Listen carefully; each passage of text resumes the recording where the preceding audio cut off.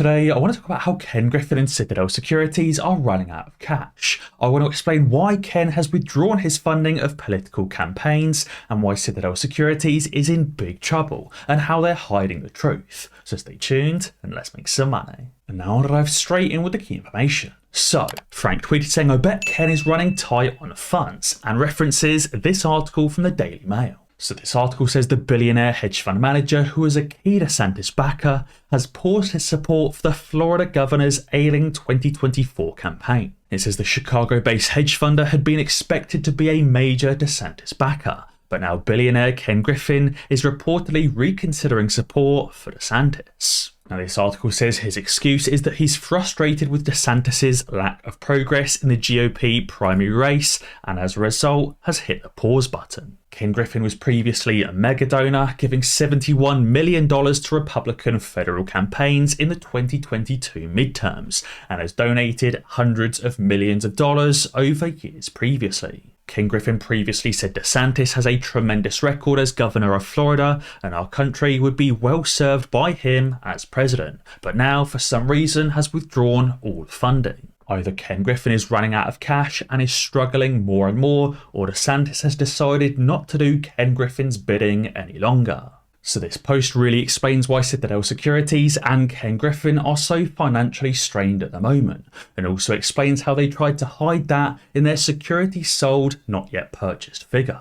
Now, Securities Sold Not Yet Purchased is something that's been covered to death over the last 6 months to a year. Their figure for Securities Sold Not Yet Purchased had increased in 2017, 18, 19, 20 and 2021, but somehow decreased in 2022. Now, it was confusing for a long time as to why Citadel's Securities Sold Not Yet Purchased position had decreased, but this post really explains exactly what's going on. So with Citadel and with a lot of other hedge funds, market makers and major banks, you have two things. You have the securities themselves, like shares, and you have the derivatives, like put and call options and total return swaps. Obviously, you can short the shares directly, or you can take out put options or total return swaps and take indirect short positions. Now, while the figure for Securities Sold Not Yet Purchased had decreased, let's check out what happened to Citadel's derivative figures. Now, these figures are all stated in millions of dollars, so where it says 239,000, that's actually 239 billion. So back in 2018, Citadel had $239 billion of total derivative liabilities. Just looking specifically at the equity liabilities, aka put options and total return swaps, it was $219 billion. Now in 2019, that figure actually stayed exactly where it was, at $239 billion of derivative liabilities. But in 2020, that figure increased from 239 billion to 345 billion. In 2021, it increased from 345 billion up to 470 billion. And in 2022, it actually increased once again from 470 billion all the way to 565 billion. Citadel currently has $500 billion in total derivative liabilities. And these derivative liabilities didn't decrease in 2022 like their Securities Sold but Not Yet Purchased. They actually increased significantly by nearly $100 billion. Obviously, this isn't $500 billion in AMC liabilities specifically, it's $500 billion in liabilities on the entire market. But I wonder just how much of this $500 billion in liabilities that they're actually stuck in and cannot close out of. And he said in conclusion, Citadel now has over $500 billion in equity derivatives, while Goldman Flipping Sachs only has $385 billion. And Citadel also has more in equity derivatives than every commercial bank that isn't JP Morgan, Goldman Sachs, Citibank or Bank of America combined. And what's also really interesting is that Bank of America also serves as the clearing and prime broker for 87.2% of Citadel's net derivative assets and liabilities. So basically saying if Citadel dies, then Bank of America dies, just like Archegos did to Credit Suisse. Or if Bank of America goes under, then Citadel disappears too. Also guys, you can currently get a guaranteed free share of Tesla and a cash reward when you sign up to Moomoo.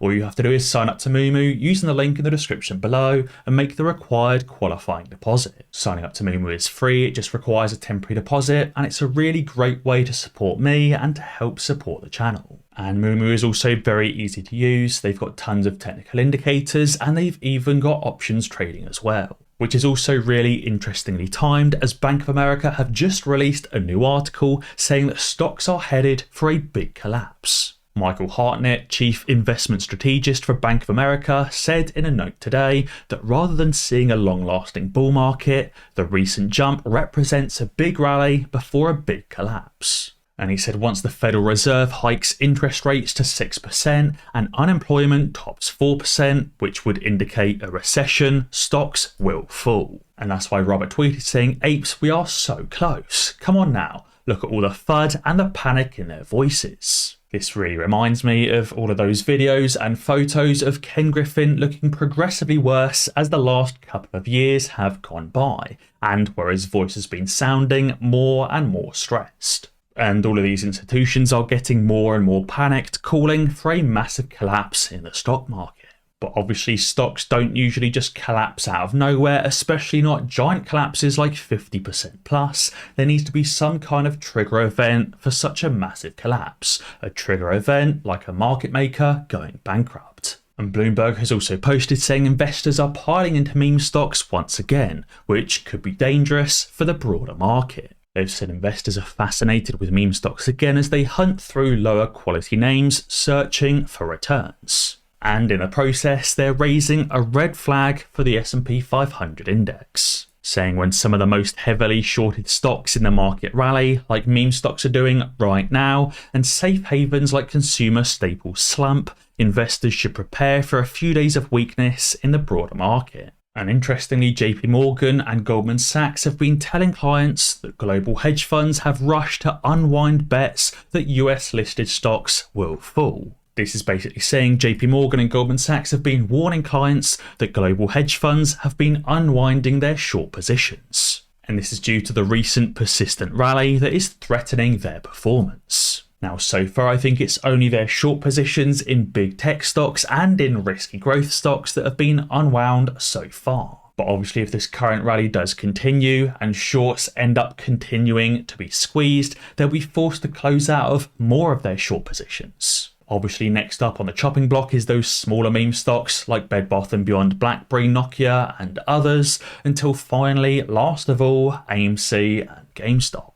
You will know that I've explained before the order of risk that these hedge funds have, which shorts get closed first and which shorts get closed last. But obviously as these shorts continue to be squeezed more and more, they can't just close out of one small short position, they have to close out of more and more of their short positions. Until finally either A, all of their short positions are closed, or B, the fund goes bankrupt. And finally, Carlos has tweeted just another indicator to add to your long list of why markets will soon crash hard. This chart shows the increase in bankruptcy filings that have been moving up in the recent few weeks. You can see bankruptcy filings right now are currently even to where they were back in 2020 in peak pandemic times and back in 2009 before that. So far, this is only bankruptcy filings for US companies, but it wouldn't surprise me if the number of hedge fund bankruptcies starts skyrocketing as well. And I think when we start seeing more and more hedge funds going bankrupt, that's when the squeeze will really be upon us. But guys, be sure to let me know what you think down in the comments below.